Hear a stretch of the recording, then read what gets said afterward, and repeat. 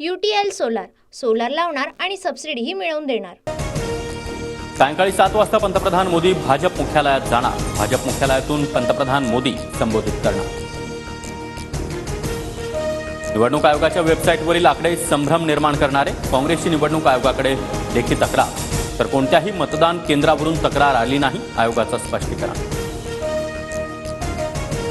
जम्मू काश्मीरमध्ये national conference आणि काँग्रेस बहुमताचा आकडा गाठला। नॅशनल कॉन्फरन्स आणि काँग्रेस आघाडीला 47, तर भाजप 29 जागांवर आघाडीवर। PDPचे उमेदवार 4 ठिकाणी पुढे। ओमर अब्दुल्ला जम्मू काश्मीरचे मुख्यमंत्री होणार। नॅशनल कॉन्फरन्सच्या फारुख अब्दुल्ला यांची घोषणा। कलम 370 हटवण्याचा निर्णय जनतेला मान्य नाही, हे निकालातून दिसलं। फारुख अब्दुल्लांची भूमिका। महबूबा मुफ्ती यांची मुलगी इल्तिजा मुफ्ती पिछाडीवर। मुफ्ती कुटुंबाच्या परंपरागत मतदारसंघातून इल्तिजा मुफ्ती दुसऱ्या क्रमांकावर। हरियाणामधील जुलाना मतदारसंघातून कुस्तीपटू विनेश फोगाट विजयी। विनेश फोगाटची भाजपच्या योगेश बैरागी यांच्यावर मात। हरियाणा निवडणुकीमध्ये चौटाला कुटुंबाला मोठा धक्का। दुष्यंत आणि अभय चौटाला पिछाडीवर, तर अर्जुन चौटाला आघाडीवर।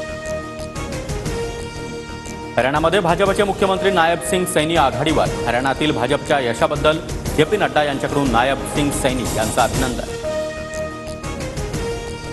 जम्मू काश्मीरमध्ये मतमोजणीसाठी सुरक्षा दलांचा कडेकोट बंदोबस्त। कलम 370 हटवल्यानंतरची विधानसभेची पहिलीच निवडणूक, निकालाकडे संपूर्ण देशाचं लक्ष। राज्याचं नेतृत्व कोण करेल हा संभ्रम लोकांमध्ये नको। खांद्यावर कोणाचं मुंडकं दिसलं पाहिजे, धड घेऊन लोकांमध्ये कसं जाणार। महाविकास आघाडीतील मुख्यमंत्री पदाच्या चेहऱ्यावरून संजय राऊतांचं वक्तव्य। मुख्यमंत्री पदाच्या चेहऱ्याचा विषय आमच्यासाठी बंद झाला। राऊतांच्या वक्तव्यानंतर काँग्रेस प्रदेशाध्यक्ष नाना पटोले यांची प्रतिक्रिया। शरद पवार आणि सुप्रिया सुळे यांच्याकडून बोपदेव घाटाची पाहणी। काही दिवसांपूर्वीच बोपदेव घाटामध्ये सामूहिक अत्याचाराची घटना। तब्येतीच्या कारणामुळे मुख्यमंत्री शिंदेंचे आजचे सर्व कार्यक्रम रद्द। आजची राज्य मंत्रिमंडळाची बैठकही रद्द।